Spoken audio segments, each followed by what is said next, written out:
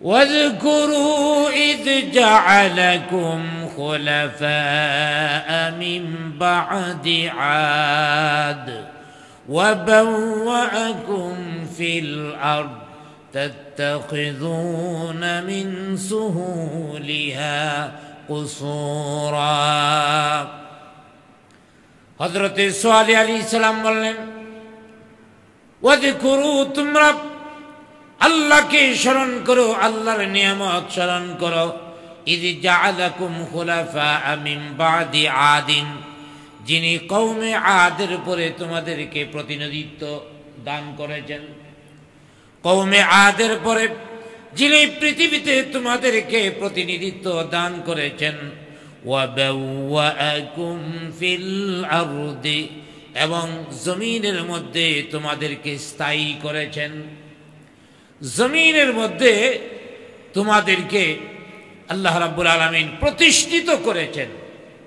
কওমে আদের পরে তোমাদের জাতি হিসাবে আল্লাহ পাক জমিনে পাঠিয়েছেন এবং পৃথিবীতে তোমাদেরকে প্রতিষ্ঠিত করেছেন।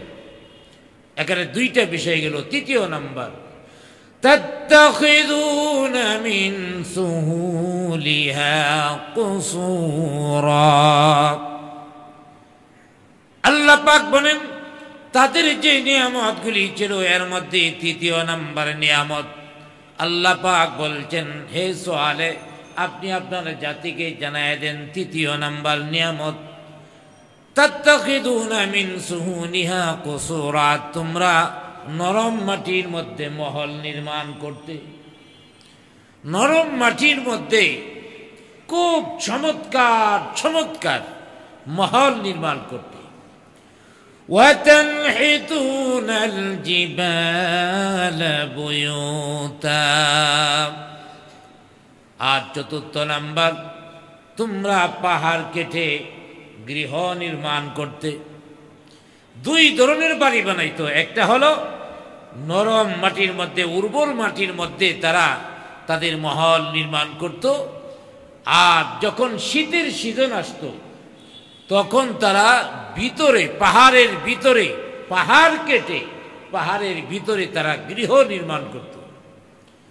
তাইলে পৃথিবীর মধ্যে যে শিল্প স্থাপত্য যে বিষয়টা আছে, এর মধ্যে সর্বশ্রেষ্ঠ যোগ্যতা আল্লাহ রাব্বুল আলামিন কওমে আদকে এবং কওমে সামুদকে দান করেছিলেন। অতএব এই বিষয়টা উল্লেখ করে আল্লাহ রাব্বুল আলামিন সালেহ আলাইহিস সালামের মাধ্যমে বলাইলেন যে তোমরা তো এগুলির শুকরিয়া আদায় করার দরকার। তোমরা ইটের কাঁচা বাড়ি বানাতে, আবার ইট দিয়া আধা পাকা, পাকা উভয় ধরনের বাড়ি তোমরা বানাতে। অতএব এগুলির জন্যে, এগুলি এই যে শিল্প তোমাদেরকে শিক্ষা দিয়েছেন, এগুলি আল্লাহ পাক দিয়েছেন, আল্লাহর শুকর আদায় করার দরকার। ফাযকুরু আলা আল্লাহ, তোমরা আল্লাহর নিয়ামতগুলি স্মরণ করো। আল্লাহ রাব্বুল আলামিন তোমাদেরকে যে স্থাপত্য শিল্পের জ্ঞান দান করেছেন, এই জ্ঞানের জন্য তোমরা আল্লাহর শুকরিয়া আদায় করো। আর আল্লাহ শুকরিয়া কি? আল্লাহকে মেনে নেওয়া, একমাত্র তার ইবাদত করা। অতএব আল্লাহ রাব্বুল আলামিন কোরআনের আয়াত নাজিল করে দিয়েছেন সালেহ আলাইহিস সালাম কিভাবে তাদেরকে বুঝাইতেছিলেন।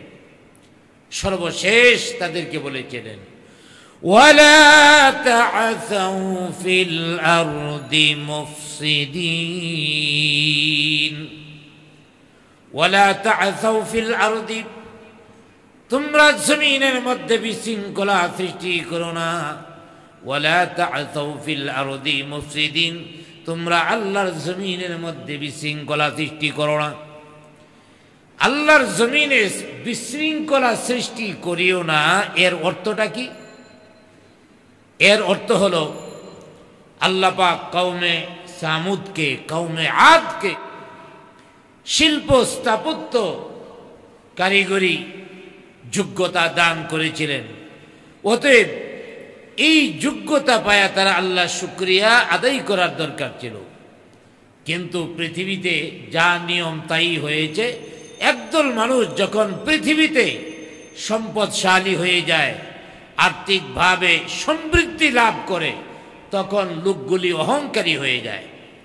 টাকার কারণে, টাকা অথবা ক্ষমতা মানুষকে অহংকারী বানায় দেয়। আর যখনই তারা অহংকারী হয়ে যায়, তখন তারা এই দুনিয়াকে শুধু তাদের চোখে ভাসে, আখিরাতকে তারা ভুলে যায়। তারা মানুষের হক নষ্ট করতে থাকে, আল্লাহর বিধিবিধানের দিকে তোয়াক্কা করে না, আল্লাহর হুকুম আহকাম মেনে চলে না। নবীরা যে দিকে আহ্বান করে সেই আহ্বানে তারা কর্ণপাত করে না। এই যে অবস্থাটা, এমনকি তাদের অবস্থা এমন হয়, মানুষের হক নষ্ট করে, তারপরে ভ্রাতৃত্বের বন্ধন ছিন্ন করে, মানবতা চরমভাবে লঙ্ঘিত করে। এই কাজগুলির নামই হলো মুফসিদিন, অর্থাৎ এই কাজগুলি বিশৃঙ্খলা। এটা কি আল্লাহ রাব্বুল আলামিন ফাসাদ ফিল আরদ হিসাবে কোরআনে নাজিল করা হয়েছে, যে ফাসাদ বিল আরদ মানে জমিনে বিশৃঙ্খলা তৈরি করা। এটা মানে এই কথাগুলি, মানুষ টাকা পায়া বেপরোয়া হয়ে যাওয়া, অহংকারী হয়ে যাওয়া, আল্লাহর বিধান ভুলে যাওয়া, পাপাচারে লিপ্ত হওয়া, মানুষের হক নষ্ট করা এবং ভ্রাতৃত্বের বন্ধন ছিন্ন করা, মানবতা চরমভাবে লঙ্ঘিত করা, এটার নামই হলো ফাসাদ ফিল আরদ, জমিনে বিশৃঙ্খলা সৃষ্টি করা। আজকে মানবতার লঙ্ঘন কতটুকু, কিভাবে হচ্ছে, যা বলাটাও বর্তমানে কঠিন। 7 বছর 8 বছরের মেয়েরা পর্যন্ত দর্শিতা হয়। মানবতার কতটুকু নিম্ন পর্যায়ে মানুষ চলে গেলে এই বিষয়গুলি হয়। এর কারণ হলো আমাদের দেশের ওই ব্রিটিশের দুর্বল আইন। ব্রিটিশের দুর্বল আইন সবসময় অপরাধীর পক্ষে থাকে। বাংলাদেশের যে আইন, এটা নতুন কোনো আইন নাই। সবগুলি আইন ভারতবর্ষে ব্রিটিশরা যা করেছিল, ওই পুরাতন আইন এখনো পর্যন্ত আমাদের মধ্যে আছে। আর এই পুরাতন আইন সবসময় অপরাধীর পক্ষে থাকে। কিভাবে অপরাধীকে মুক্ত করা যায়, আইন শুধু এটিই দেখে। অপরাধীর অপরাধ নিশ্চিত করার জন্য আইন চায় না, যার কারণে কোনো না কোনো ভাবে অপরাধী মুক্তি পেয়ে যায়। একটা মানবতার চরম সীমার একটা অপরাধ যখন হয়, দেশের মানুষ ফুঁসে উঠে, আন্দোলন করে, তখন এটা নিয়ে খুব আলোচনা হয়, মামলাও চলে। কিছুদিন যাওয়ার পরে এর চেয়ে আরেকটা বড় ঘটনা হইলে এটা শেষ। আর মাশাআল্লাহ বিগত দিনে তো একটা সরকার আল্লাহ পাক আমাদের দিছিল, যেটা জঘন্য কাজ ঘটায়া, একটা জঘন্য ঘটনা ঘটায়া বাস 1 সপ্তাহ পরে আরেকটা ঘটায়া এটারে বলাইয়া দিত, আবার ওইটারে আরেকটা দিয়া বলাইয়া দিত। কি সুন্দর পরিকল্পনা ছিল! এমন নেত্রী কই পাইবেন আপনারা? এমন একটা নেত্রীরে আপনারা বলাইয়া দিছেন, যারা আপনাদের সুখ ব্যথা মুহূর্তের মধ্যে বলাইয়া দিত। তো এইগুলি কেন? আসলে শরীয়তের আইন হলো দ্রুত। নিম্ন আদালত, মাধ্যমিক আদালত, উচ্চ আদালত, এত আদালত কেন? তাইলে বোঝা গেল নিম্ন আদালতে বিচার করে দিছে, আবার উচ্চ আদালতে যে বিচার আরেক রকম হয়ে গেছে। এর অর্থটা কি? নিম্ন আদালত বিচার ওই বুঝে না। যদি বিচার না বুঝে, তাহলে এত টাকা দিয়ে নিম্ন আদালত রাখার দরকারটা কি? অথবা উচ্চ আদালত বুঝে নাই, যদি উচ্চ আদালত না বুঝে থাকে, এত টাকা খরচ করে উচ্চ আদালত রাখার দরকারটা কি? মানুষের বিচার করতে করতে বিচারের জট ফাইল এমন ভাবে তৈরি হয়েছে, যেগুলি বছরেও মামলা একদিন খোলার সুযোগ হয় না। অপরাধীরা কিভাবে শাস্তি ভোগ করবে? আরে জেনাবে বিচার, অর্থাৎ এইভাবে যে অপরাধগুলি সংঘটিত হচ্ছে, বিশেষ করে এই যে অপ্রাপ্ত বাচ্চাগুলিকে এইভাবে জেনা করা হচ্ছে, তাদেরকে জোর করে তাদের সাথে জেনা করা হচ্ছে, তাদের বিচার মাঠের মধ্যে ছেড়ে দিয়ে পাথর মারতে থাকেন, আর কোনো বিচারের দরকার নাই। যতক্ষণ পর্যন্ত না মরবে ততক্ষণ পর্যন্ত পাথর মারে। ইদানিং যে 2-4টা ঘটনা হয়েছে, এইগুলির বাইতুল মোকাররমের সামনে আইনা বাইতুল মোকাররমের ইমাম সাহেব নামাজের সময় যদি মাইক দিয়ে ঘোষণা করা হতো, ওই জেনাকারীকে মসজিদের গেটের সামনে রাখা আছে, আপনারা যারা পাথর মারতে চান মাইরেন। এতটুকু বললেই হবে নাকি আর কিছু বলা লাগবে? পাথর যদি রাইখা দেয় যে আপনারা পাথর মাইরেন, অতএব মুসল্লিরা পাথর মারবে, আমার তো মনে হয় না এই পাথরের নিচ থেকে সে উঠে আসতে পারবে, ওখানেই শেষ হয়ে যাবে। এইটাই তো জেনাখোরের বিচার। আজকে সেই বিচার নাই, যার কারণে যাইয়া উকিল ধরে টাকা আছে, অ্যাডভোকেট নিয়োগ দেয়, অতএব একটা ফাঁক ফুকর বের করে তাকে নির্দোষ প্রমাণিত করে দেয়। তবে আমাদের দেশের মানুষও সোচ্চার করতে হবে, ওই ফরিদপুরের মতো যেমন নিজেদের বিচার নিজেরা করে নিয়েছে, জেনাখোরকে জেনাকারীকে সাথে সাথে পিটিয়ে মেরে ফেলেছে। আবার আরেক জায়গার মধ্যে নড়াইলে না কোন জায়গায় জানি, কোন জেলার মধ্যে আরেকটা ঘটনা ঘটেছে, ওই জেনাকারীর যে উকিল ছিল অ্যাডভোকেট, তারে আচ্ছা মতো উত্তম মাধ্যম দিছে, জনগণ দৈরে আচ্ছা মতো ফিরেছে। জেনাকারীদের উকালতি যারা করবে তাদের পিটা শুরু করে দেন। আইন নিজের হাতে তুলে নেওয়া ঠিক না, তবে যে আইন আছে এই আইন আমাদেরকে শান্তি দিতে পারছে না। যে আইন আছে সেই আইন অপরাধীর শাস্তি দিতে পারছে না। অতএব যতদিন পর্যন্ত অপরাধীর শাস্তি নিশ্চিত আইন না করতে পারবে, ততদিন পর্যন্ত জেনাকারীরে ফিরায় মেরে ফেলান। যতদিন পর্যন্ত জেনাকারীর পক্ষে উকিল যে হবে তাকে পিঠায় মেরে ফেলান, জেনা বন্ধ হয়ে যাবে। এই ব্রিটিশ মার্কা বিচার করে জেনা কখনো বন্ধ করা সম্ভব নয়। অতএব আমি বলতেছিলাম, এই যে মানবতার সীমা লঙ্ঘন করা, এর নামই হলো ফাসাদ ফিল আরদ, জমিনে বিশৃঙ্খলা সৃষ্টি করা। শুধু মারামারি করার নাম বিশৃঙ্খলা নয়, হ্যাঁ মারামারিটাও ফাসাদ, যা বর্তমানে আমার মনে হয় পরিকল্পিতভাবে চুরি ডাকাতি ছিনতাই এগুলির মধ্যে লাগাই দেওয়া হচ্ছে। আমার মনে হয় একটা দল পরিকল্পিতভাবে তাদের চাকরির মতো নিয়োগ দেওয়া লাগাই দিছে, তোমরা ডাকাতি করো, তোমরা ছিনতাই করো, তোমরা চুরি করো, তোমরা রাহাজানি করো, এইভাবে লাগিয়ে দেওয়া হয়েছে। এখন বিচার একটাই, জনগণ ধরবে আর মেরে ফেলাবে। ডাকাত ধরেন আর মেরে ফেলান, চোর ধরেন, ছিনতাইকারী ধরেন আর মেরে ফেলান। এতে চোর কমবে, ডাকাত কমবে। হ্যাঁ, যখন সরকার বিচার করবে চুরির বিচার, নিশ্চিত বিচার। চুরির বিচার কি? যদি প্রথমবার চুরি করে এক হাত কেটে দেওয়া হবে কবজি পর্যন্ত, দ্বিতীয়বার যদি চুরি করে আরেক হাত, তৃতীয়বার চুরি করলে ডান পা, চতুর্থবার চুরি করলে বাম পা। আচ্ছা, এইভাবে যদি বিচার করা হয় চুরি কমবে না বাড়বে? কিন্তু আমরা তো বিচারই করতে পারি না, যার কারণে অপরাধীরা অপরাধ করতে ভয় পায় না, জানে আইন আমার পক্ষেই আছে।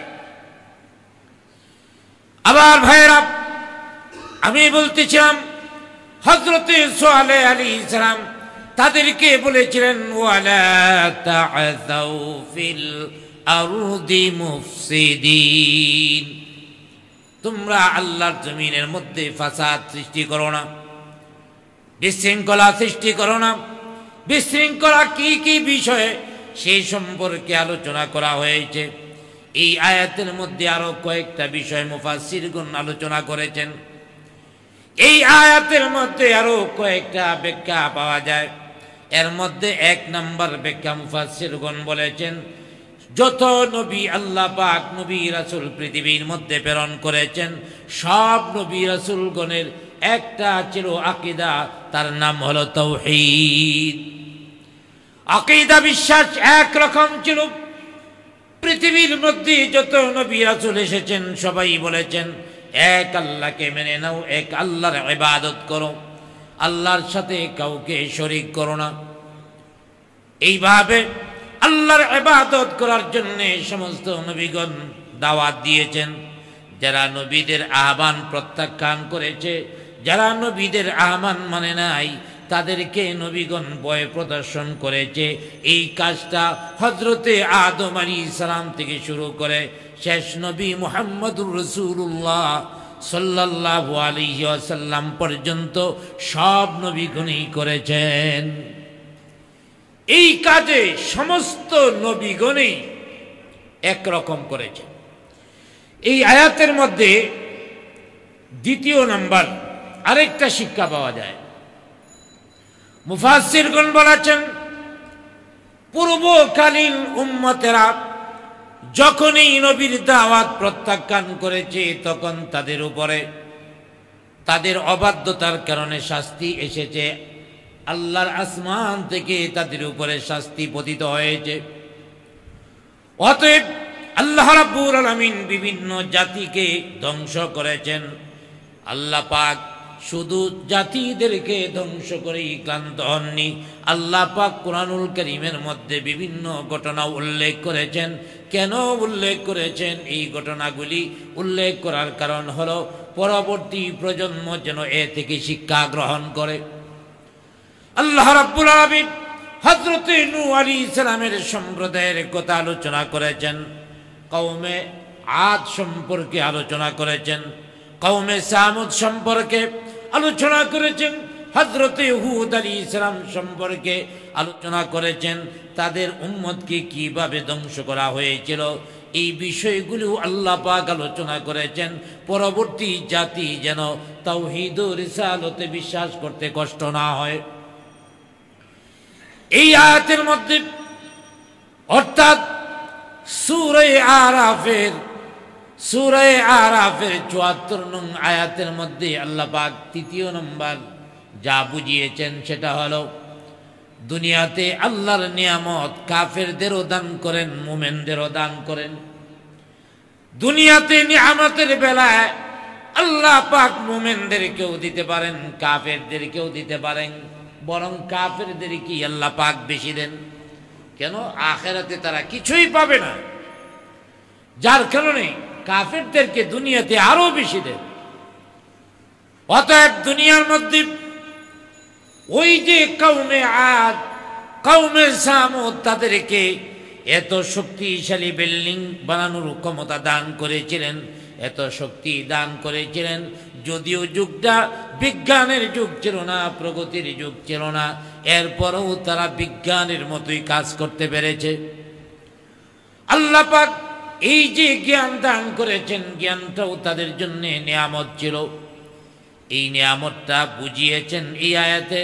আল্লাহ পাক কাফেরদেরকেও এই নিয়ামত দান করতে পারেন, মুমিনদেরকেও দিতে পারেন দুনিয়াতে। তবে আখিরাতে মুমিন ছাড়া আল্লাহ তাআলার নিয়ামত আর কেউ পাবে না। কাফির বিমান যারা আছে তারা আল্লাহর কাছ থেকে কোনো নিয়ামত পাবে না। চতুর্থ নম্বর এই আয়াত থেকে আর একটা বিষয় স্পষ্ট হয়ে গিয়েছে। কাফের বেঈমানেরা বিশেষ করে কওমে আদ, কওমে সামুদ পৃথিবীর মধ্যে আকাশচুম্বী দালান তৈরি করেছে। বিশাল বিশাল আকাশচুম্বী দালান তারা তৈরি করেছে, বিল্ডিং তৈরি করেছে। এই আয়াত দ্বারা বোঝা গেল আল্লাহ তাআলা যদি কাউকে ধনী বানান, সে যদি বড় বিল্ডিং বানায় এটাও বৈধ নয়। আল্লাহ তাআলা বৈধভাবে আপনাকে কোটি কোটি টাকা দান করেছেন, এটা খারাপ কিছু নয়। আপনি যদি এই সম্পদের যাকাত সঠিকভাবে আদায় করেন, এই সম্পদের হক যদি সঠিকভাবে আদায় করেন, তাহলে আপনি বিশাল বিল্ডিংয়ের মালিক হয়ে গেলেন, এতে কোনো অসুবিধা নাই। তবে সমস্ত নবীগণ একটা বিষয়ে একমত, এটা হলো তারা এই বিশাল আকাশচুম্বী ইমারত পছন্দ করতেন না। যত নবী পৃথিবীতে এসেছেন কেউ এই আকাশচুম্বী বিল্ডিং পছন্দ করে নাই। কেন পছন্দ করে নাই? এই জন্যে পছন্দ করে নাই, নবীরা জানতেন দুনিয়ার প্রাচুর্য যদি মানুষের বেশি হয়ে যায়, টাকা পয়সা বেশি হয়ে যায়, ক্ষমতা বেশি হয়ে যায়, তাহলে তারা তাদের রবকে ভুলে যায়। তারা একটা গোলক ধাঁধার মধ্যে পড়ে যায়, শয়তানের অনুসরণের মধ্যে লেগে যায়, তারা কাফের হয়ে যায়, আল্লাহর বিধি বিধান থেকে অনেক দূরে সরে যায়। এমন অনেক মানুষই হয়েছে, যার কারণে নবীগণ সবসময় চাইতেন তার উম্মতকে এই ধরনের প্রচুর সম্পদ থেকে বিরত রাখতে। যেমন আমাদের নবী আকাই নামদার তাজদারে মদিনা আহমদ মুস্তফা মুহাম্মদুর রাসূলুল্লাহ সাল্লাল্লাহু আলাইহি ওয়াসাল্লাম আল্লাহর কাছে দোয়া করতেন, আল্লাহ তাআলা তুমি মিসকিনদের সাথে আমাকে জীবন যাপন করার তৌফিক দাও, দারিদ্রময় জীবন যাপন করার, মিসকিনদের জীবন যাপন করার তৌফিক দাও। আল্লাহ তাআলা মিসকিনদের মতোই আমারে মরণ দিও, মিসকিনদের মতোই আমাদের মরণ দিও। আর তৃতীয় নাম্বার, মিসকিনদের সাথে কিয়ামতের ময়দানে আমারে উঠায়ো। কারণ জানে কিয়ামতের ময়দানে মিসকিনদের কোনো ভয় নাই, টাকা পয়সাও নাই, হিসাব টিসাব নাই। যেমন দুনিয়াতে যার টাকা পয়সা বেশি না থাকে, দুদকের মধ্যে তার কোনো হিসাব টিসাবও নাই, ট্যাক্সের খাতার মধ্যে তার কোনো নাম নাই, হিসাব দিতে হয় না, কারণ তার সম্পদই নাই। যার সম্পদ আছে তার ট্যাক্সের ফাইল আছে, তার হিসাব দিতে হয়। সম্পদ যত বেশি, হিসাব তত বেশি। কিয়ামতের ময়দানে যারা গরিব হবে, যারা দরিদ্র হবে, যাদের কোনো সম্পদ থাকবে না, তাদের হিসাবও দিতে হবে না। এই জন্য আল্লাহর হাবিব বলতেন, আমাকে মিসকিন অবস্থায় মিসকিনদের সাথে আমাকে কিয়ামতের ময়দানে উঠায়ো। কোন নবী বিশাল বিল্ডিং এর মালিক হয়ে যাব এইগুলি পছন্দ করতেন না। কেন পছন্দ করতেন না? যে এগুলি অনেক মানুষকে ঈমান থেকে দূরে সরায় দেয়।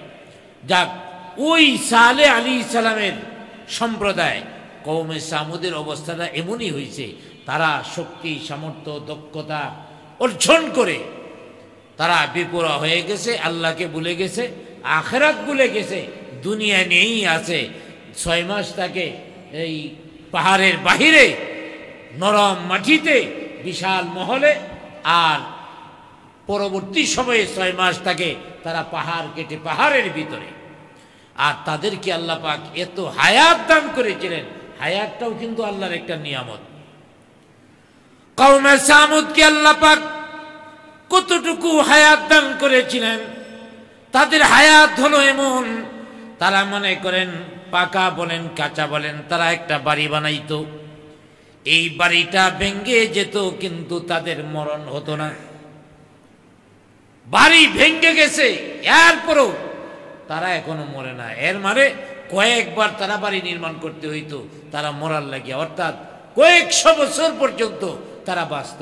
আমাদের দেশে যারা বিল্ডিং বানায়, আচ্ছা লোক আগে মরে না বিল্ডিং আগে ভাঙ্গে? কই সিঁড়ি চলে যায়, এর কোনো হিসাব আছে নাকি? কত সিঁড়ি যে চলে যায়, কিন্তু বিল্ডিং থেকে যায়। আর কওমে সামুদকে এটাও তো একটা আল্লাহর নিয়ামত ছিল, তাদেরকে লম্বা হায়াত দেওয়া হয়েছিল।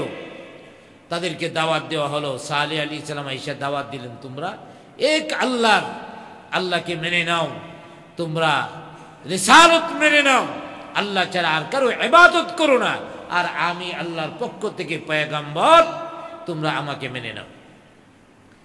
তারা 1 নম্বর প্রত্যাখ্যান করলো। দ্বিতীয় নাম্বার, তারা কিছু লোকরে বলতে আরম্ভ করলো, অর্থাৎ সালেহ আলাইহিস সালাম যখন দাওয়াত দিলেন, সব লোক তো একরকম না। দেখা যায় কিছু লোক সালেহ আলাইহিস সালামের দাওয়াত মাইনে নিলেন, অতএব যারা মানলেন ওরা মক্কা ওই এলাকার যারা শক্তিশালী নেতা কওমে সামুদ, তারা এদের নাম দিল দুর্বল, তাদের মুস্তাদঈফু, দুর্বল হিসাবে তাদের উল্লেখ করলো। আল্লাহ পাক কোরআনে বলে দিয়েছেন তারা কি বলেছিল। قال الملأ الذين استكبروا من قومه للذين استضعفوا لمن آمن منهم قال الملأ الذين استكبروا من قومه সালেহ আলাইহিস সালামের সম্প্রদায়ের যারা অহংকারী ছিল তারা বলল লিল্লাযিনা ইসতুদঈফু, দুর্বলদেরকে বলল, দুর্বল কারা? লিমান আমানা মিনহুম, তাদের মধ্যে যারা ঈমান এনেছে তারা হলো দুর্বল। যারা ঈমান আনছে তাদের নাম দিয়েছে দুর্বল ওরা, আর ওদের নাম আল্লাহ পাক দিয়েছে মুকাব্বির, মানে অহংকারী। আল্লাহ পাক এখানে সুন্দরভাবে দুই দলের পরিচয় দিয়েছে। যারা সালেহ আলাইহিস সালামের প্রতি ঈমান আনেনি, আল্লাহর প্রতি ঈমান আনেনি, তারা হলো যে ইস্তাকবারু অর্থাৎ মুতাকাব্বির। আর যারা ঈমান এনেছে তাদেরকে কাফেররা বলতো দুর্বল, মনে করতো দুর্বল। তাইলে কাফেরদের পরিচয় হলো অহংকারী। কাফেরদের পরিচয় কি? অহংকারী। আর মুমিনদের পরিচয় হলো দুর্বল। যার কারণে দেখেন এখনো কিন্তু মুমিনরা দুর্বল, এখনো মুমিনরা দুর্বল। একটা মেয়ে প্রকাশ্যে বিড়ি খায়, সিগারেট খায়, যায় অন্যরা বাধা দিয়েছে, এর জন্য মামলা হয়, আন্দোলন হয়। একটা মেয়ে অর্ধ উলঙ্গ হয়ে চলবে, তাকে শালীন পোশাক ব্যবহারের জন্য বলা যাবে না, বললেই মামলা। আপনার পক্ষে মানবতার নামদারি কত ভুয়া সংগঠন বাংলাদেশে আছে, আপনারে সঙ্গ দিবে, সহযোগিতা করবে। আমার ভাইয়েরা, পক্ষান্তরে আল্লাহর বিধান, বুরকা পরা, পর্দা করা আল্লাহর বিধান, যখন এই বুরকা পরে নেকাব পরে যাওয়ার কারণে ক্লাস টিচার তাকে ক্লাসের মধ্যে ঢুকতে দিল না, তখন তো ওই মানবতার ধ্বজাধারী যারা আছে তারা একবারও প্রতিবাদ করলো না। তখন আপনারা কোথায় থাকেন? আমাদের বাংলাদেশের মধ্যে যত সাংবাদিক বলেন, মিডিয়া বলেন, ইলেকট্রনিক মিডিয়া বলেন, এর অধিকাংশই হলো নাস্তিকদের গলা, অধিকাংশই ইসলাম বিদ্বেষীদের। আমাদের তো এক সময় কিছুই ছিল না, এখনো কি আছে? 2-4টা ইউটিউব আছে, আপনারা ওয়াজ শুনতে পারেন, এছাড়া কি আছে? 2-4টা ইউটিউব, এগুলি আলেম ওলামাদের বয়ান ভিডিও করে এগুলি সারে, এছাড়া কিছুই নাই। আর ওদের দেখেন কতগুলি চ্যানেল বাংলাদেশের নামে বেনামে এই চ্যানেলগুলি কাজ করতেছে। আর ইউটিউব যে কত হাজার হাজার, ভারতের দালাল আছে, আমেরিকার দালাল আছে, চীনের দালাল আছে, প্রত্যেকের মতাদর্শ নিয়ে কাজ চালায় যাইতেছে। আমরা দুর্বল, আমাদের উপরে আক্রমণ হইলে পলাও করা হয় না। আমার ভাইয়েরা, হেফাজতের উপরে আক্রমণ এইভাবে করা হয়েছে, কতটুকু আপনারা খবরে দেখেছেন? কিছুই তো খবরে দেখতে পান নাই। আর দেখতে পাইছেন কোনটা? হেফাজতে সমাবেশে একজন মহিলা অর্ধ উলঙ্গ হইয়া ওখানে গেছে ভিডিও করার লাগিয়া, তো কয়েকজন ছাত্র তাকে গ্রাউ করে নিরাপদে তাকে বের করে দেওয়া হয়েছে যে আপনি এখানে ভিডিও করবেন না, আপনি পুরুষ পাঠান, এখানে অসংখ্য মানুষ, আপনার শরীরে ঠেলা ধাক্কা লাগতে পারে। এটা কি তার খারাপের জন্য করছে না ভালোর জন্য করছে? আর ওইটা যায় তারা প্রচার করেছে টিভিতে কি, যে নারীদেরকে সম্মানহানি করা হয়েছে। এই হলো সম্মানহানি।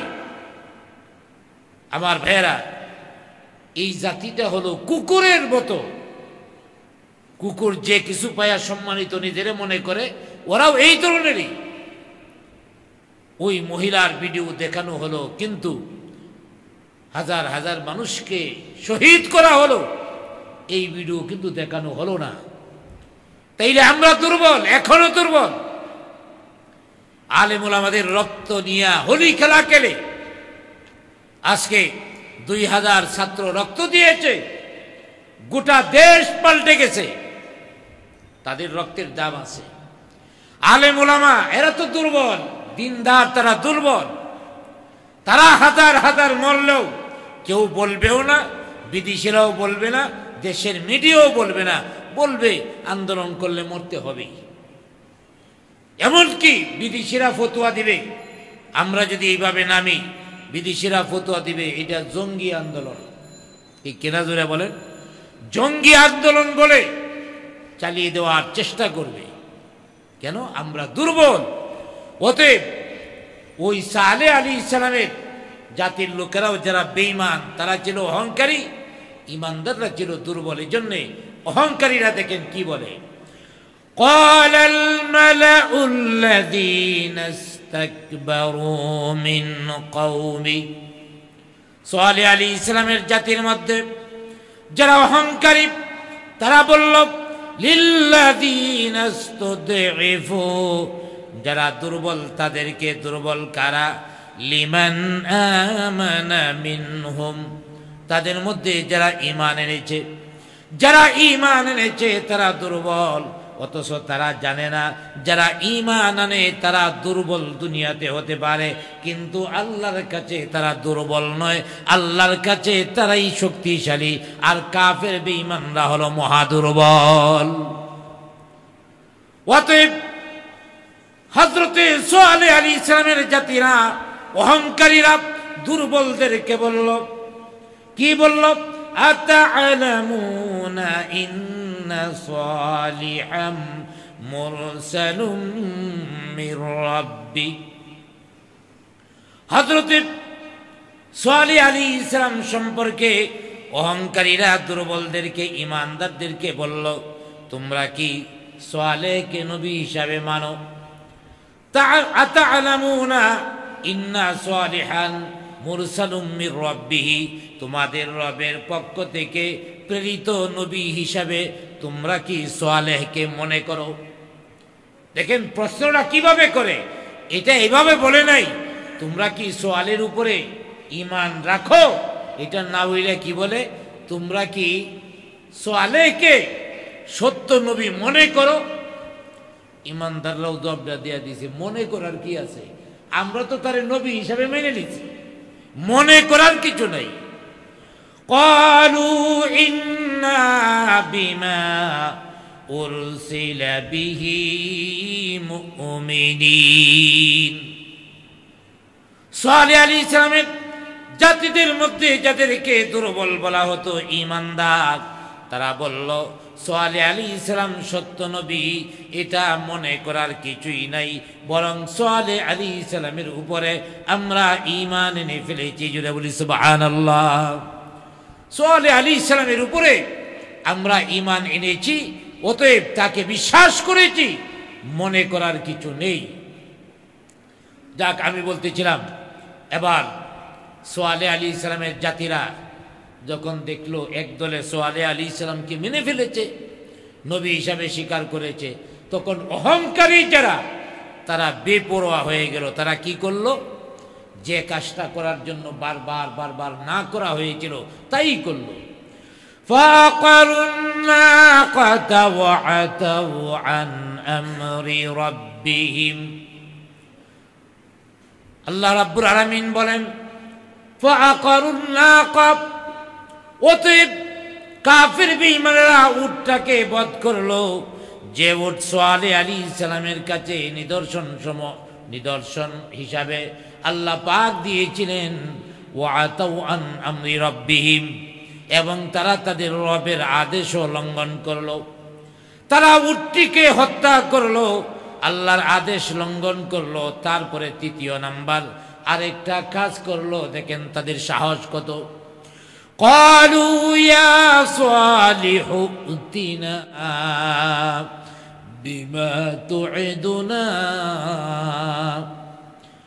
তারা বলতে আরম্ভ করলো, ক্বালু ইয়া সালিহু, হে সালেহ, হে সালেহ, ইতিনা, তুমি নিয়ে এসো বিমা তুইদুনা, যা আমাদের সাথে ওয়াদা করেছো, আমাদের সাথে যে বিষয়ে ওয়াদা করেছো তা নিয়ে এসো। অর্থাৎ তুমি বলছো আমরা ঈমান না আনলে নাকি আযাব আসবে, অতএব আযাব নিয়ে আসো। ইন কুনতা মিনাল মুরসালিন, তুমি যদি আল্লাহর রাসূল হয়ে থাকো তাহলে তুমি আযাব নিয়ে আসো। সালেহ আলাইহিস সালাম বললেন, হ্যাঁ, আযাব তো তোমাদের জন্য নির্ধারিত হয়ে গেছে। অতএব সেই আযাব শুরু হয়ে গেল। আমার ভাইয়েরা, তাফসীরের মধ্যে আসছে, আল্লামা সানাউল্লাহ পানিপতি রহমাতুল্লাহি আলাইহি বলেন, কাজার ইবনে সালফ নামক এক ব্যক্তি এই উটটারে হত্যা করছিল। সালেহ আলাইহিস সালামের যে উট, এই উটটারে হত্যা করেছিল এই লোকটা, অর্থাৎ কাজার, এবং তার সাথে আরেকটা লোক ছিল মাসদা। এই দুইজনে মিলে, কাজার এবং মাসদা দুইজনে মিলে উটটাকে মেরেছিল। আর এটা অনেক আগেই হযরতে সালেহ আলাইহিস সালাম তাদেরকে জানিয়ে দিয়েছিল যে এমন একটা লোক তাকে হত্যা করবে যে লোকটার চোখ থাকবে নীল আর শরীর থাকবে লাল। চোখ থাকবে নীল, শরীর থাকবে লাল। আল্লাহর হাবিব সাল্লাল্লাহু আলাইহি ওয়াসাল্লাম এই ব্যাপারে একটা হাদিস বলেছেন। হযরতে আলী রাদিয়াল্লাহু তাআলা আনহুকে লক্ষ্য করে বললেন, হে আলী, ভালো করে মনে রাখো, পৃথিবীর মধ্যে দুইজন লোক সবচেয়ে নিকৃষ্ট। এক নম্বর হলো কাজাব, যে সালেহ আলাইহিস সালামের উটটাকে হত্যা করেছিল। পৃথিবীর মধ্যে দুইজন লোক সবচেয়ে বেশি খারাপ। ফেরাউন বলেন, নমরুদ বলেন, তাদের চেয়েও খারাপ। এর মধ্যে এক, সে হলো কাজাব, যে সালেহ আলাইহিস সালামের উটনিরে হত্যা করেছিল। আল্লাহর হাবিব বলেন, আর দ্বিতীয় নাম্বার, সবচেয়ে পৃথিবীর মধ্যে একজন খারাপ লোক সাব্যস্ত হবে, এখনো হয় নাই। এই লোকটা হলো, হে আলী, তোমারে যে লোকটায় খুন করবে, হে আলী, তোমাকে যে লোকটা খুন করবে, এই লোকটা দ্বিতীয় নাম্বার সবচেয়ে খারাপ। হযরত আলী রাদিয়াল্লাহু তাআলা তখনই জেনে গেছেন আমি হত্যা হব, আমারে হত্যা করা হবে। অতএব তিনি এটাকে ভয় করতেন না।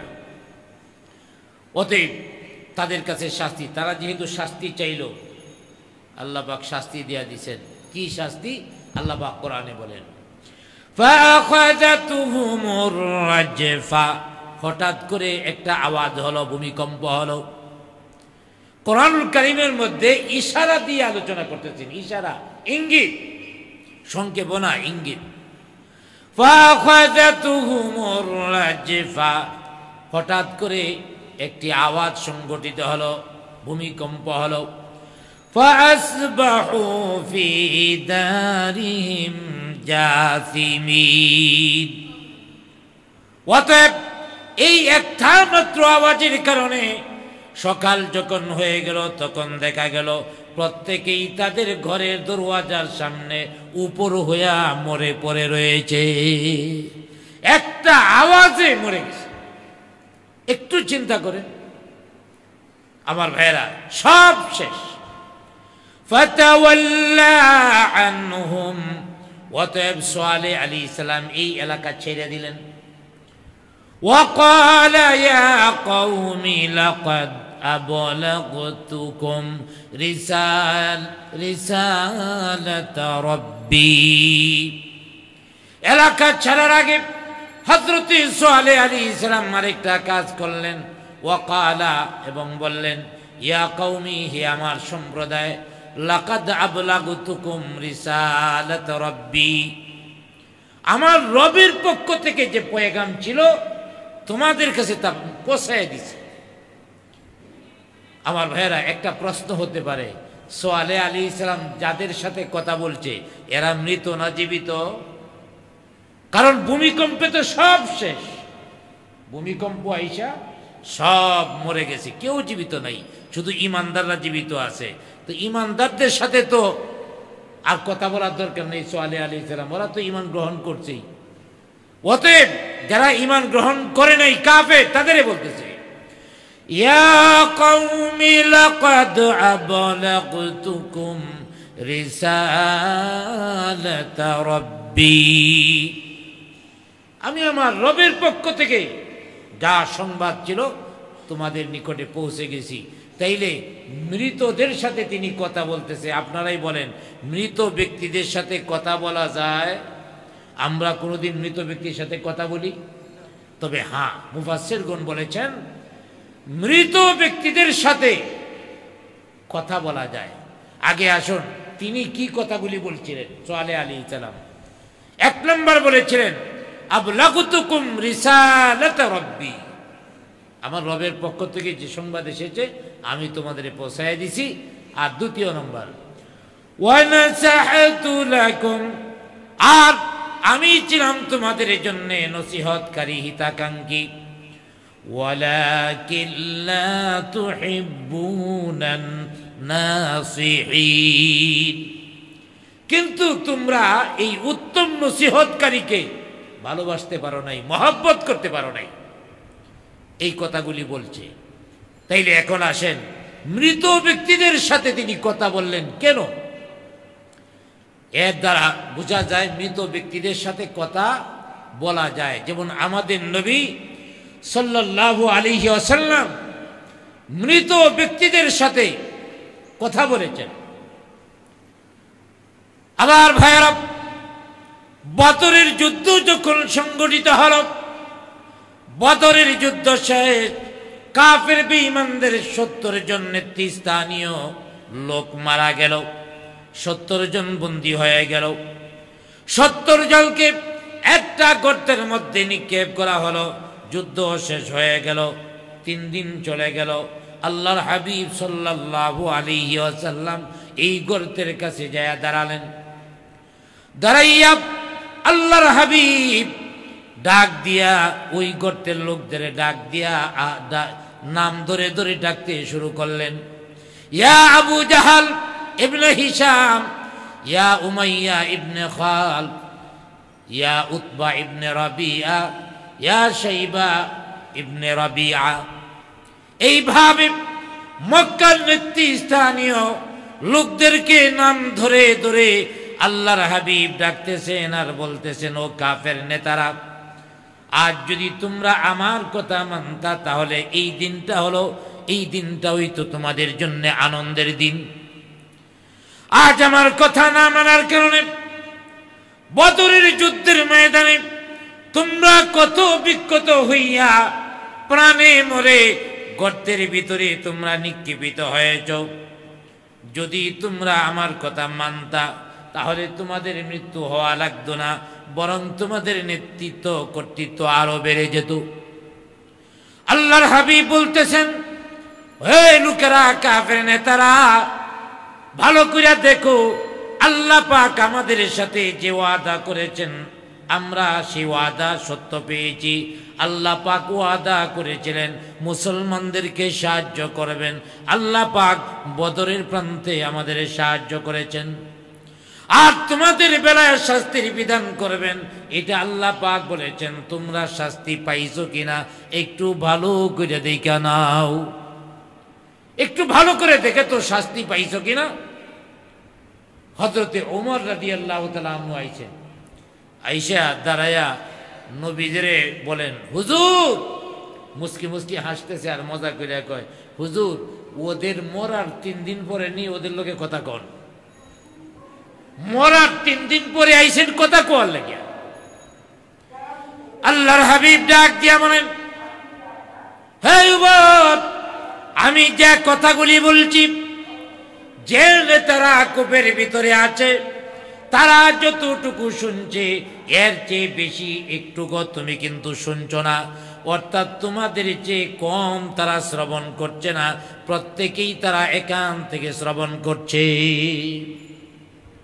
অর্থাৎ মানুষ যখন মরে যায় তখন কবরে যাওয়ার সাথে সাথে আবার রূহ ফিরিয়ে দেওয়া হয় এবং সে সব কিছু দেখতে পায়।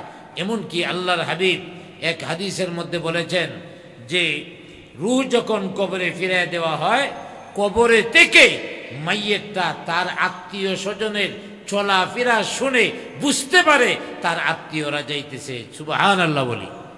এই জন্যে কবরের পাশে দিয়ে যাওয়ার সময় কি করা? সালাম বলা, যাতে তারা কিছু পায়। তারা দেখে, যখন দেখে তার আত্মীয় হেঁটে চলে যাচ্ছে, কিছুই বলে না, তখন তার মনটা কেমন হয়? দুনিয়াতে যদি আমরা কিছু আত্মীয়র কাছে চাওয়ার হই আর তারা না দিয়ে যদি চলে যায়, কেমন লাগবে? তাহলে আখিরাতের জীবনটা তো আরো কঠিন। অতএব আমার ভাইয়েরা, আমি বলতেছিলাম মৃতদের সাথে কথা বলা এটা অবাস্তব কিছু নয়। এখন হযরতে সামুদ আলাইহিস সালামের কওমে সামুদের, সোয়ালে আলাইহিস সালামের জাতি কওমে সামুদের যে ঘটনা তাফসীরের মধ্যে আলোচনা করেছেন, কোরআনের আয়াতে কতটুকু বলছে?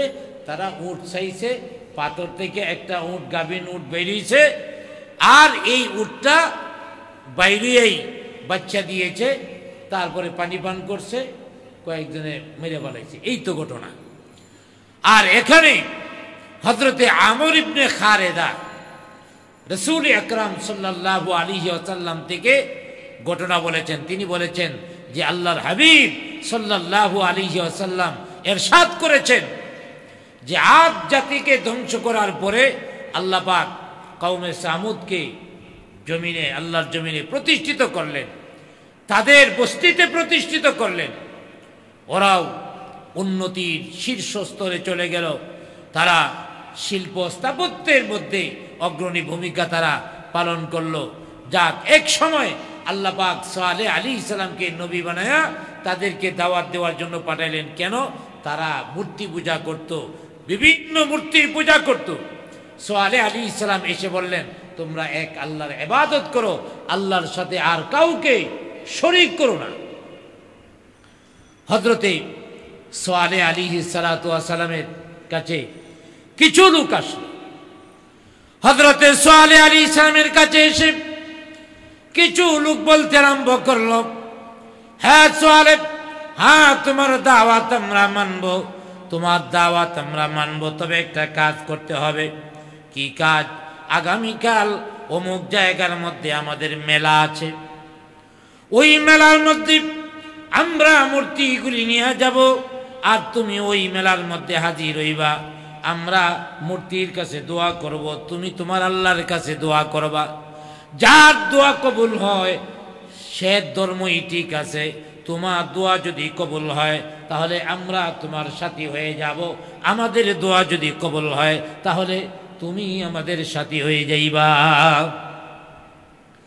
হযরতে সালেহ আলাইহিস সালাতু ওয়াস সালাম তিনি চ্যালেঞ্জ হিসাবে গ্রহণ করলেন, ঠিক আছে, আগামীকাল আমি যাব, আগামীকাল আমি তোমাদের বাজারের মধ্যে যাব। ওরা বাজারে যাইয়া মূর্তি নিয়া মূর্তির সামনে মাথা নত করে বলতে আরম্ভ করলো, মূর্তি, তোমার কাছে আমরা দোয়া করি, সালেহ আলাইহিস সালাম যদি মিথ্যা নবী হয়ে থাকে তাহলে সে যেন কোনো মুজিজা দেখাইতে না পারে। আমরা কিছু দেখাইনোর জন্য তাকে বলবো, সে যেন দেখাইতে না পারে, সেটা তুমি করে দিবা। মূর্তির কাছে বলতেছে আল্লাহ যাতে কিছু না করতে পারে। চিন্তা করছেন? ওরা মূর্তির কাছে চাইছে সবাই মিলে। হযরতে সালেহ আলাইহিস সালাম দাঁড়ায়া গেলেন আল্লাহর দরবারে সেজদা দেওয়ার জন্য। 2 রাকাত নামাজের জন্য নিয়ত করে দাঁড়ায়া গেলেন। 2 রাকাত নামাজ পড়ে আল্লাহর দরবারে দোয়া করতে শুরু করলেন। আল্লাহ তাআলা ওই লোকেরা আমার মুজিজা, আমি যে সত্য নবী এর দৃষ্টান্ত দেখতে পারলে তারা আমাকে মানবে, নবী হিসাবে মানবে, অতএব আমার দোয়া কবুল করে নাও। ওরা ওখান থেকে দোয়া করেছে হযরতে সালেহ যেন কোনো ঘটনা না দেখাইতে পারে। এই দোয়া কইরা সালেহ আলাইহিস সালামকে বলছে, তুমি এই পাথরের ভিতর থেকে একটা মূর্তি বের করে আনো এবং একটা গাভীন বের করে আনো, উষ্টি বের করে আনো, গাভীন উষ্টি বের করে আনো, যার পেটের মধ্যে বাচ্চা থাকবে, তারপরে আবার বাচ্চা দিবে। পাথর থেকে বের হয়েই বাচ্চা দিবে, বাস একটা লম্বা চোরা পুষ্টি বের হয়ে গেল। এবার বাচ্চাও হলো। এক দলে যারা বলছিল যে ঈমান আনবো, ওই দলে ঈমান আইনে বলাইছে। একটা সম্প্রদায়ের লোকেরা ঈমান আনছে, অধিকাংশ কাফেলার লোকেরা, অন্যান্য কাফেলা, ওরা সাধারণ লোকেরা যখন ঈমান আনতে চাইল, নেতারা বাধা দিল, কয় না ঈমান আনা যাবে না, এটা জাদু, ঈমান আনা যাবে না। যাক, তারা ঈমান থেকে দূরে রইল। সালেহ আলাইহিস সালাম বললেন, তবে সাবধান, যাই করো না করো, উটটারে হত্যা করো না। উটকে যদি তোমরা হত্যা করো তাহলে তোমাদের উপরে চরম শাস্তি নেমে আসবে। তো সবাই বলল, না, আমরা উটকে হত্যা করতে যাব কেন? এই উটকে হত্যা তারা করবে না, এই মর্মে ওয়াদা দিয়েছিল। এমনকি আল্লাহর হাবিব বলেছিল, কে হত্যা করবে? লোকটার ধরনও বলে দিয়েছিল যে একটা শিশু জন্মগ্রহণ করবে এই বছর, সে ওই উটটারে হত্যা করবে আর তোমাদের জন্য বিপদের কারণ হবে। এই লোকটার চক্ষু থাকবে নীল, বডি থাকবে লাল, আবুল আহাবের মতো, এই বছর জন্মগ্রহণ করবে। এবার লোকেরা কয়, তাহলে এই বছর জন্মগ্রহণ করবে এমন শিশুর জন্যে আমরা বিপদগ্রস্ত হব, অতএব এটা হইতে পারে না। অতএব নীল চক্ষু, শরীর লাল, এই সন্তান হইলেই মেরে ফেলায়। মারতে মারতে 9 জন মারছে। ওই বছর এমন সন্তান জন্ম নিছে 10 জন, 9 জনরে মারছে। যেটায় আসলে গায়ে এই উষ্টিরে হত্যা করবে, ওইটা বেঁচে গেছে। আল্লাহর কুদরত, ওইটা বেঁচে গেছে। ওইটা বড় হয় কেমনে? আমার ভাইয়েরা, অন্য সন্তানরা 1 মাসে যা বড় হয়, হে একদিনই তা বড় হয়। অন্য সন্তানেরা 1 বছরে যা বড় হয়, তা 1 মাসে এর চেয়ে বেশি বড় হয়। এইভাবে সে প্রাপ্তবয়স্ক হয়ে গেল। অতএব প্রাপ্তবয়স্ক হওয়ার পরে এক সময় সে পূর্ণ শক্তি নিয়ে বড় হয়ে গেল। তার নাম হলো কাজার। এই কাজার বড় হয়ে গেল। আর এই দিক থেকে আরেকটা ঘটনা ঘটে গেল। কাজার যখন বড় হলো, তখন ওই যে 9টা পরিবারের ছেলে মারা গেছে না, নীল চোখ আর লাল রঙের চামড়া, ওই 9 অভিভাবক তার সাথে তার গোষ্ঠীর লোকেরা কয়, আমাদের ছেলেগুলিরে অনর্থক মারা হইল। আর মারছে কার কথায়? সালেহ আলাইহিস সালামের কথায়। আমাদের ছেলেগুলি সালেহ আলাইহিস সালামের কথায় মারা গেছে।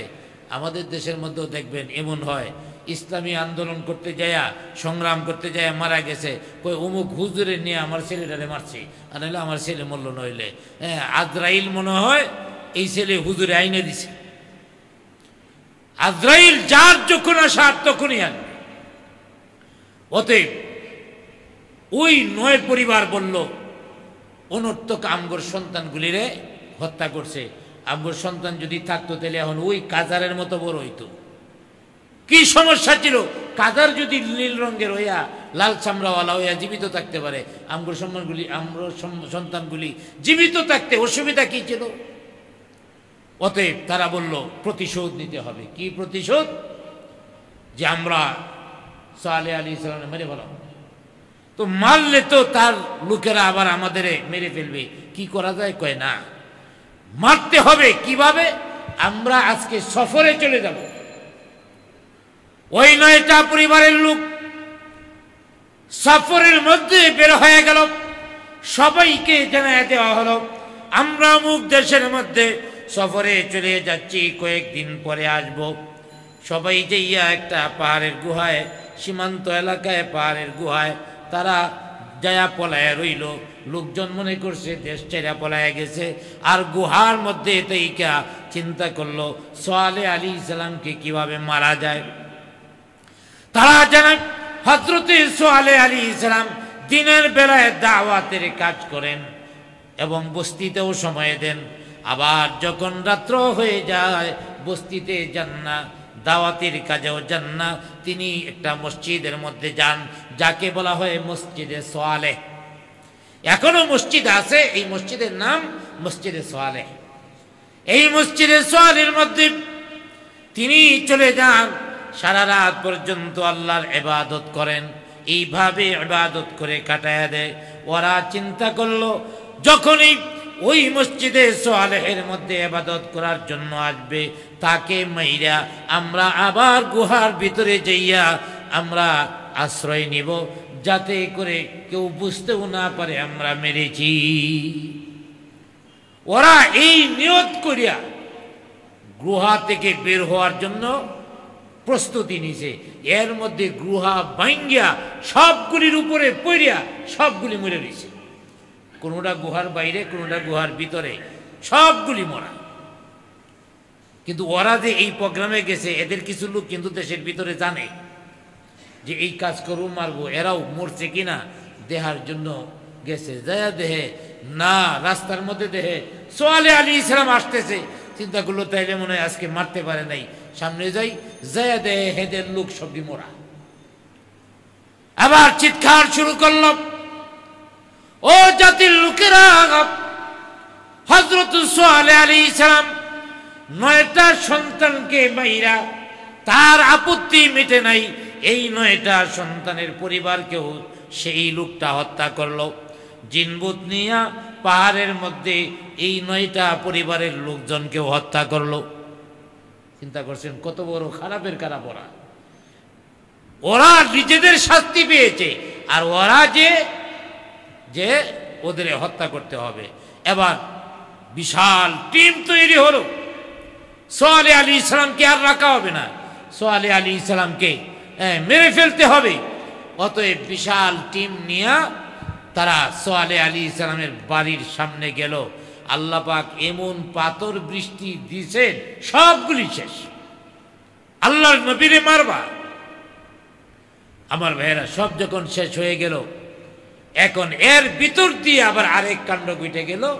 ওই গাবি উষ্টিরে জবাই করে বলাইছে কাজার আর হলো মাজদা। কাজার এবং মাজদা দুইজন পাহাড়ের পদদেশে দাঁড়াইছে। গ্রীষ্মকালে এই উষ্টি বের হইয়া একটু হাঁটাচলা করত, তার সাথে তার বাচ্চাটাও হাঁটাচলা করত। এইভাবে পাহাড়ের পদদেশ দিয়ে গেলে এই দিকে অনেক জন্তু টন্তু আইতো না ভয়ে, যার কারণে বিভিন্ন জন্তুর মালিকেরা তারা পরামর্শ করলো উটটারে মেরে লানোর দরকার। কে মারবে? শেষ পর্যন্ত ওই ফাজার সে বলল, হ্যাঁ আমি মারব। অতএব সে প্রস্তুতি নিল এবং উষ্টিকে মেরে ফেলল। কাজার এবং মেজদা কিভাবে মারলো?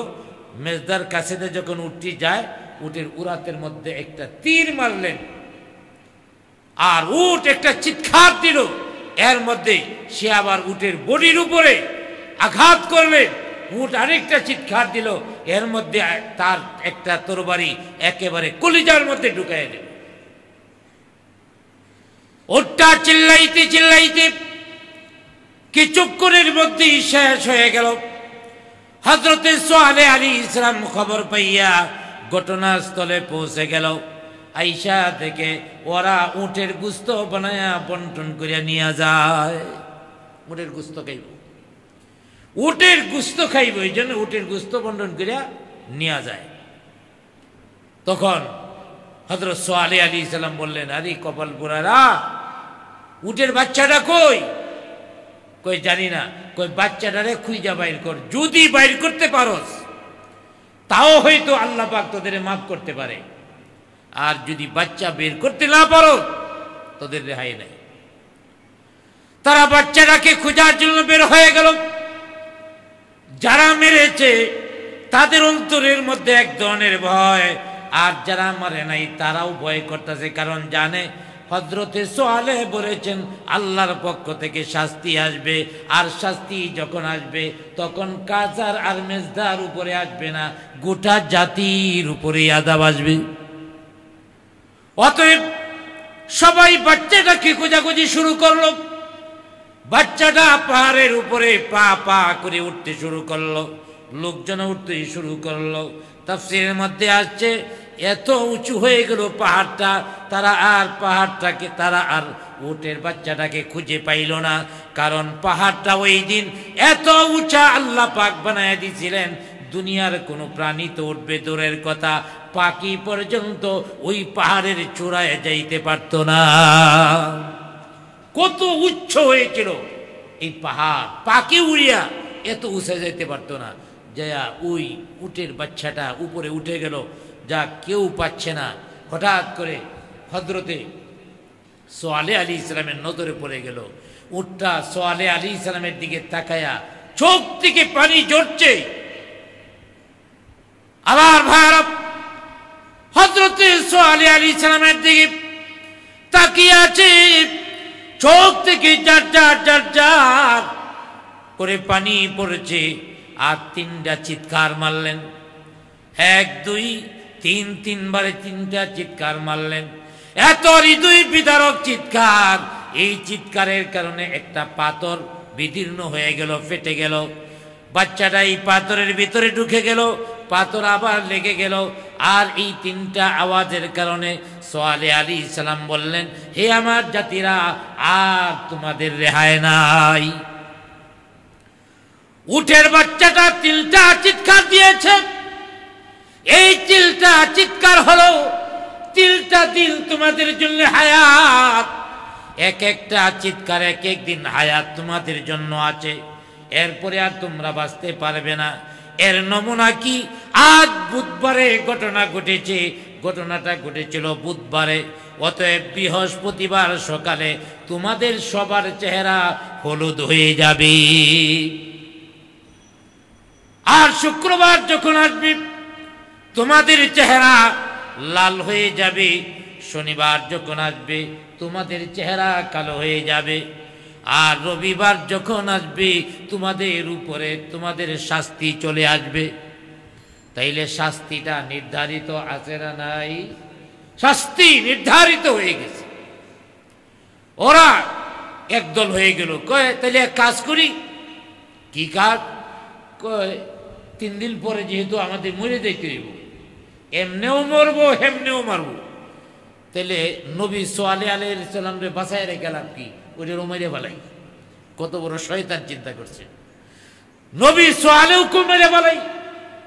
আবার একদল কয় না রে, এই কাজ করিস না, কারণ 3 দিন পরে আল্লাহর আযাব আসবে। এখন যদি এই কাজ করি তাহলে আল্লাহর রাগ আমাদের উপর আরো বাড়তে পারে। আর যদি 3 দিন পরে আযাব নাই তাইলে তারে মারার সময় পাওয়া দেব, অসুবিধা নেই। কিন্তু বৃহস্পতিবার সব হলুদ হয়ে গেছে। সকালবেলায় সারাটা দিন পর্যন্ত ভয়ে চিল্লাইল, কার দেখা কার কথা কে শুনবে? সবার চেহারা হলুদ। আবার যখন আরো একদিন চলে গেল, শুক্রবার এসে গেল, সবার চেহারা লাল। মনে হয় প্রত্যেকের চেহারায় শরীরে রক্ত দিয়া মাইকা রাখছে, তাজা রক্ত। এইভাবে তারা আরো ভয় পেয়ে গেল, চিল্লা চিল্লি শুরু করলো। এরপরে দেখা যায় যখন শনিবার আসলো তাদের চেহারা কালো হয়ে গেল, আরো ভয়ঙ্কর হয়ে গেল। ওই ভয়ঙ্কর চেহারার মধ্যে আমার ভাইয়েরা, তারা হঠাৎ করে আল্লাহ তাআলা ওই রবিবার যখন আসলো, রবিবার তারা চিল্লা চিল্লি করতে থাকলো, যাইতেছে মনে হয় শাস্তি। কারণ সব কথা তো ঠিক হয়েছে, একদিন চেহারা হলুদ, আরেকদিন লাল, আরেকদিন কালা, সবই ঠিক, এখন শাস্তিও আসবে। এখন তারা কি করছে জানেন? ব্রিটিশ আছে এগুলি, ওরা মরার জন্য আতর টাতর কাফনের কাপড় পরছে। কয় কাফনের কাপড় তো আমাদের কেউ পরাইব না, কারণ আমরা মরলে কেউ তো থাকবে না, সব মারা যাব। নিজেরাই নিজেদের কাফন পরিধান করছে, আতর টাতর লাগাইছে শরীরের মধ্যে, লাগাইয়া রেডি হয়ে আছে। কোন দিক দিয়ে আজাব আইয়ে? একবার আসমানের দিকে তাকায় আর একবার জমিনের দিকে তাকায়, কোন দিক দিয়ে আইয়ে? ওরা দেহে কোনো দিক দিয়ে আসে না। হঠাৎ করে একটা আওয়াজ হলো, বজ্রপাত হলো, ভূমিকম্প হলো, এক আওয়াজে সব শেষ, সব মইরা উপরে উপরে রয়েছে। এই ঘটনা আমরা জানলাম কেমনে? এখানে তো মানুষ টানুষ নাই, আল্লাহ পাক জানানোর ব্যবস্থা করে রাখে। এই কওমে সামুদের মধ্যে একটা মেয়ে ছিল প্রতিবন্ধী, পঙ্গু ছিল, প্রতিবন্ধী, চলতে পারতো না। এই আওয়াজ যখন হইছে, বিকট আওয়াজ, ভূমিকম্প হইছে, কওমে সামুদের সবগুলি মারা গেছে, আর এ যে পঙ্গু ছিল হে ভালো হয়ে গেছে। সুবহানাল্লাহ বলেন। সবগুলি মরছে, একজন কি হয়েছে? ভালো হয়ে গেছে, ভালো হয়ে গেছে। এখন সে দ্রুত বের হইয়া দৌড়, এই শাস্তির এলাকার মধ্যে থাকা যায় না। যাক, এই শাস্তি থেকে বের হইয়া তিনি অনেক দূরে চলে গেলেন এবং দূরে যাইয়া একটা, ওখানে একটা জাতি ছিল, ওদের কাছে যাইয়া বলতেছে এইভাবে এইভাবে আল্লাহ পাক শাস্তি দিয়েছেন। কারণ সোয়ালে আলাইহিস সালাম বললে তুমি নবী, তুমি তো কই ভাই, বিশ্বাস নাও করতে পারে। এখন হেদের জাতিরে একজনরে দেয়া আরেক জাতির কাছে, পার্শ্বের যে বসতি, এদের কাছে খবরটা পৌঁছে গেল। ওখানে দেয়া সমস্ত স্টেটমেন্ট দিছে, এইভাবে এইভাবে সব মারা গেছে। আমার প্রচন্ড তৃষ্ণা, আমার একটু পানি দাও। এবার পানি দিবে, পানি পান করবে, পানি পান করার সাথে সাথে হে নিজেও মারা যাবে। ওরে ওখানে আল্লাহ পাক বাঁচানোর জন্য নেয় নাই, প্রতিবন্ধী থেকে ভালো বানাইছে যাতে হাইটে যাইতে পারে, খবরটা ওদের কাছে যাইতে পারে, পরবর্তী প্রজন্ম যেন ইতিহাস জানতে পারে, পরবর্তী জাতি ইতিহাস জেনে তারা যেন ঈমান আনতে পারে। এই জন্য আল্লাহ পাক এই ব্যবস্থা করে দিয়েছেন।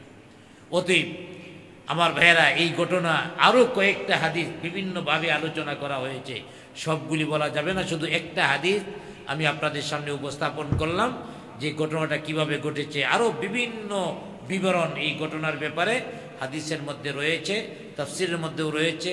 আজকে তাফসিরের মধ্যেই আরও কয়েকটা ঘটনা রয়েছে, সেদিকে যাওয়া যাবে না। রমজান মাস, সবাই দুর্বল, আমি নিজেও দুর্বল, এরপরেও আজকে লম্বা আলোচনা হয়েছে।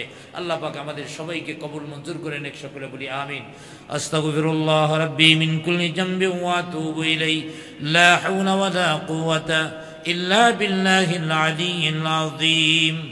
আল্লাহুম্মা সাল্লি আলা সাইয়্যিদিনা ওয়া মাওলানা মুহাম্মদ ওয়া আলা আলিহি وأصحابه أجمعين. اللهم آمين.